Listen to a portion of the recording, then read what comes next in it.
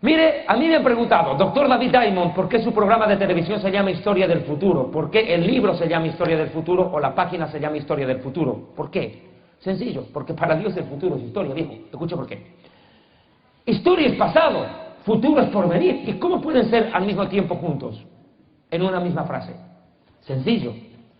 Mi hermano, Dios cuando quiere anunciar el futuro no necesita preguntarle a un brujo lo que va a pasar mañana. Dios conoce y lo dejó escrito de antemano. Si usted lee el libro del Apocalipsis y vuelve a leer 6:14, la primera parte. Y el cielo se desvaneció como un pergamino que se enrolla. ¿Por qué dice se desvaneció? No dice se desvanecerá si todavía eso no ha ocurrido. Ahora me va a entender. Porque Juan en el Apocalipsis viajó al futuro. Vivió en vivo y en directo la historia. Pero la humanidad la estamos viendo en diferido. O sea, estamos viendo el partido en diferido. Él lo fue a ver al estadio en vivo y en directo. ¿Me está entendiendo? Por eso el Apocalipsis describe en pasado lo que todavía no ocurrió.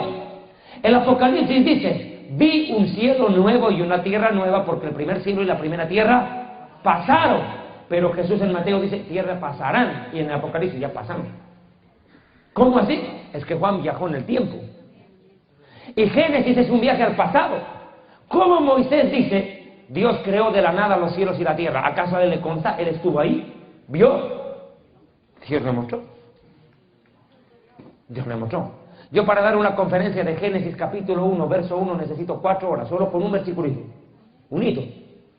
Porque todo está escrito ahí. El que entiende el primer versículo de la Biblia ha entendido toda la Biblia. La Biblia comienza en el verso 2, no en el verso 1.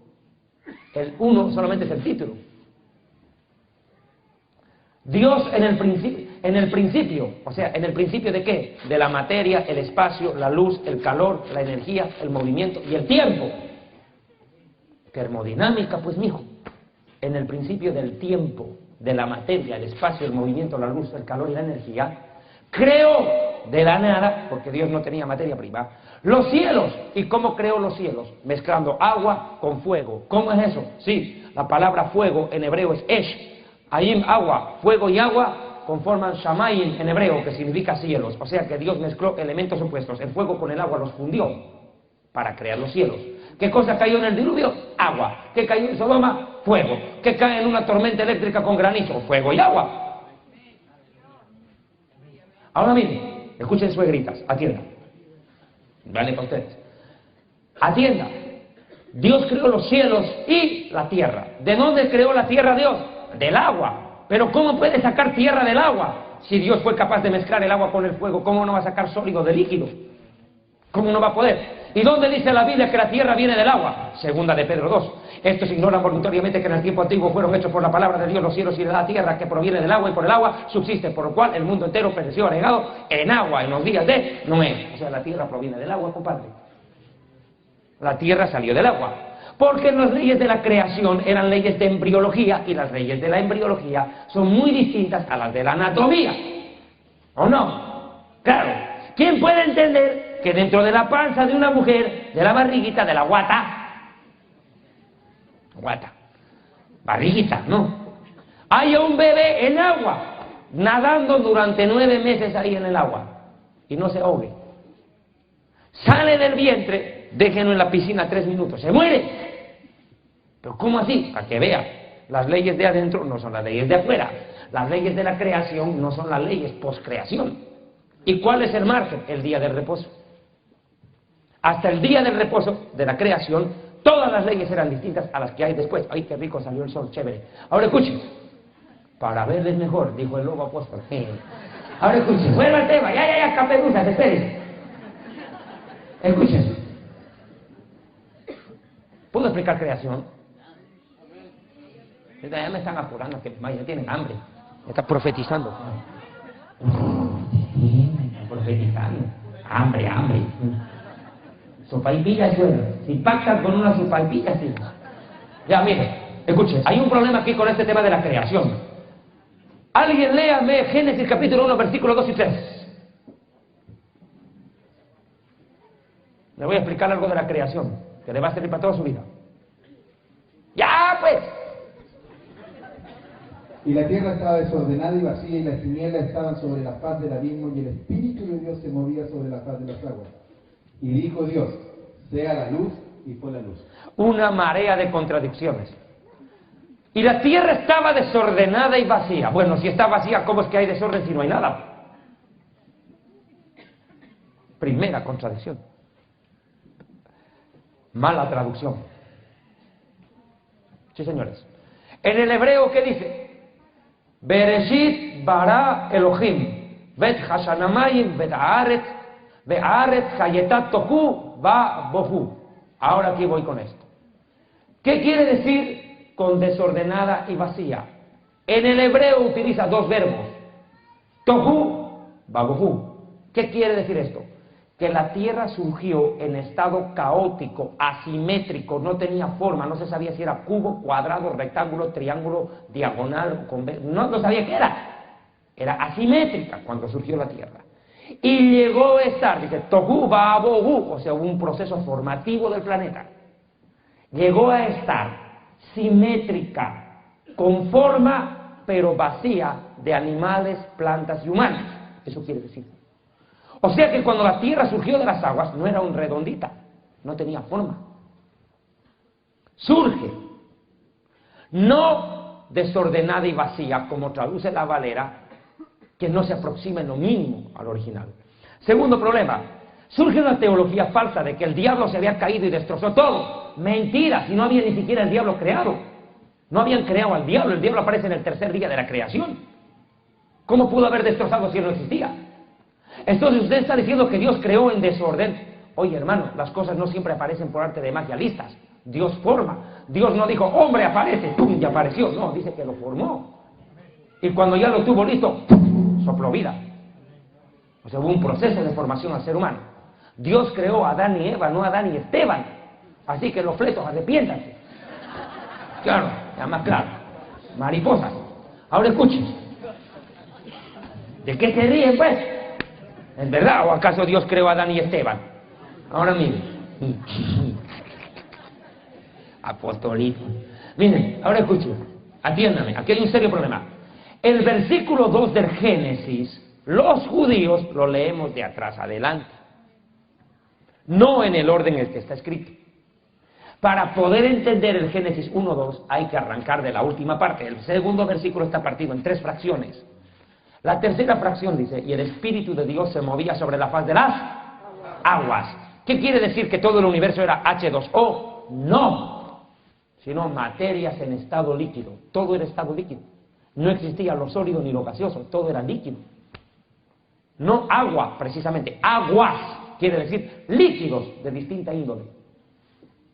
Dios creó todo en estado líquido, todo era estado líquido. Por eso después dijo Dios, solidifíquese el firmamento. ¿Qué quiere decir eso? Que era líquido y se volvió sólido. Y cuando se vuelve sólido quiere decir que se vuelve hielo. El agua en estado sólido se llama, suegra, hielo. Ustedes lo conocen. Hielo. Listo. Ahora escuchen. El Espíritu de Dios se movía sobre la faz de las aguas. Y dice en el versículo, en el mismo versículo, la frase anterior dice,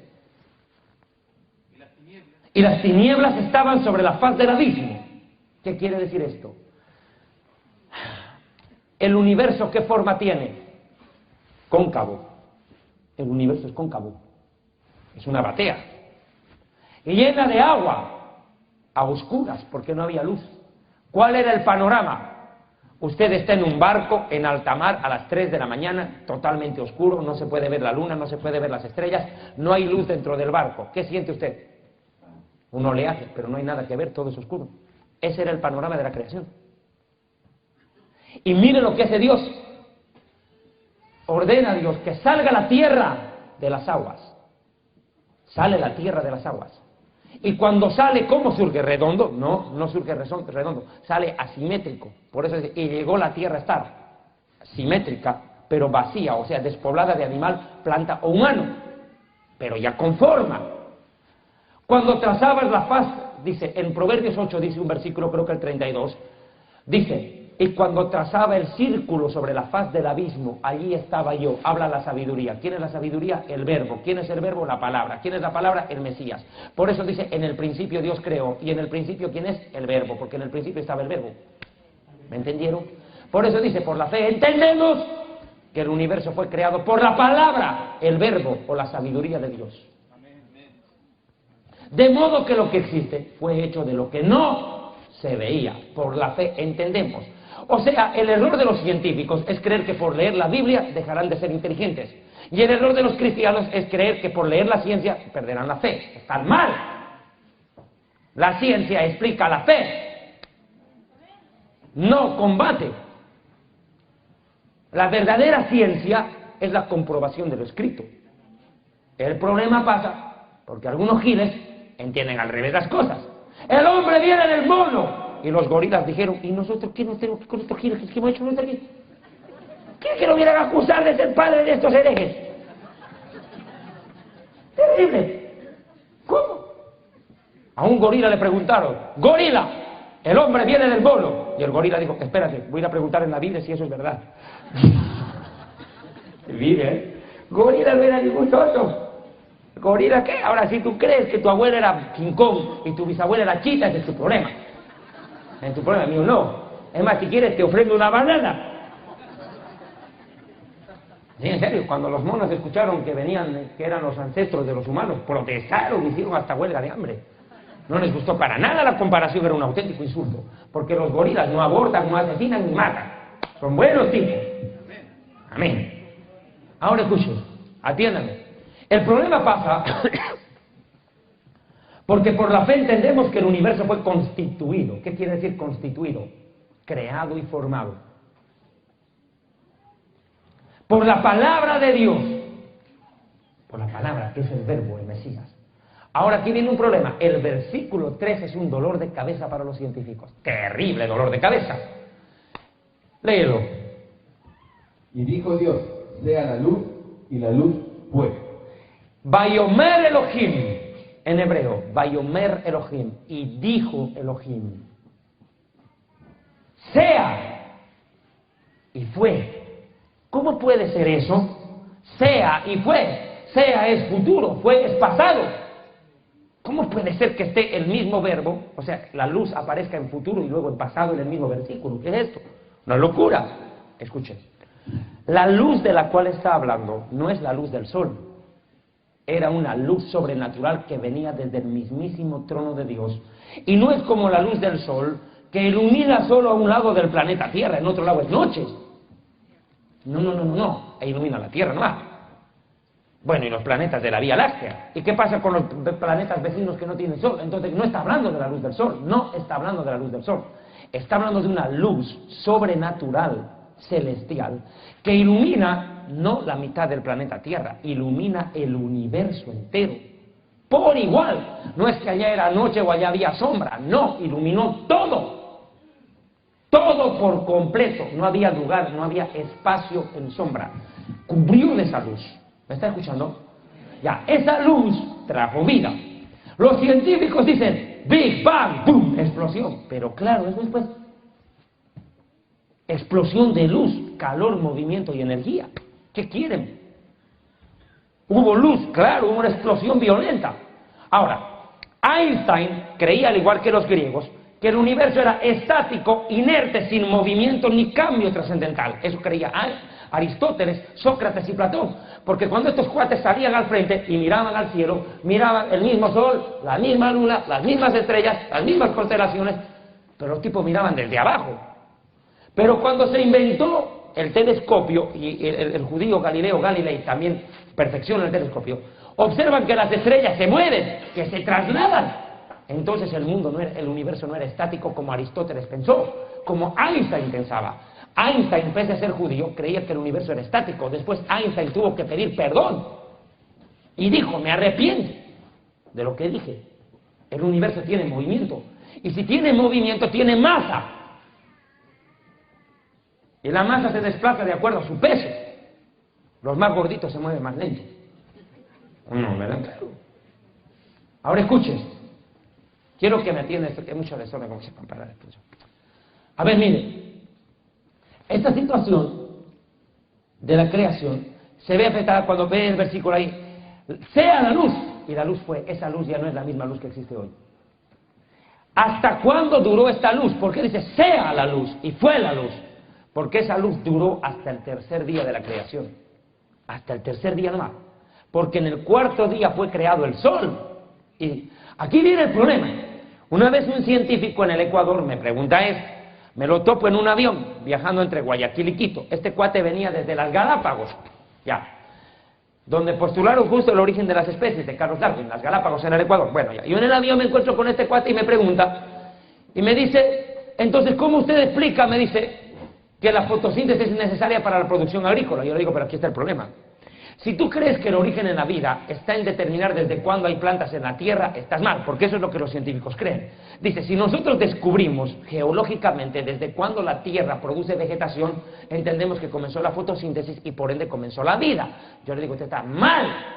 ¿Por qué? Porque la Biblia dice algo que los científicos se volverían locos. ¿Cuál? La Biblia dice que en el tercer día de la creación la Tierra producía vegetación y sin embargo no había sol, el sol aparece en el cuarto día. ¿Cómo pudo haber habido fotosíntesis si no había sol? Otro problema. Pero me dice, usted no me va a creer de que los días son de 24 horas en la creación. Le digo, es que eso creen los teólogos que no leen la Biblia. ¿Por qué? Porque no son días de 24 horas. ¿Cómo pueden ser días de 24 horas si el sol recién aparece en el cuarto día? ¿Alrededor de quién vamos a dar vuelta en 24 horas si no había sol?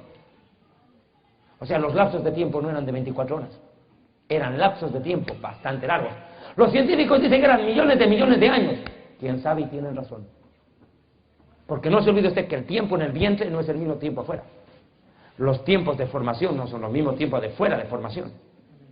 Este tema de la creación es bien interesante. Otro día se lo voy a explicar. ¿Existían los dinosaurios y los dragones? Sí. Claro. Claro que sí. La Biblia lo llama en el Génesis monstruos marinos. Y no es porque sea monstruo, porque sea feo, sino porque eran gigantes descomunales. Ya. Ahora ya, váyanse. Chao. Claro, ya están de hambre, está marchando todo el mundo aquí. Me están dejando hablando solo, ya váyanse a comer, chao. Qué suegritas más hambrientas.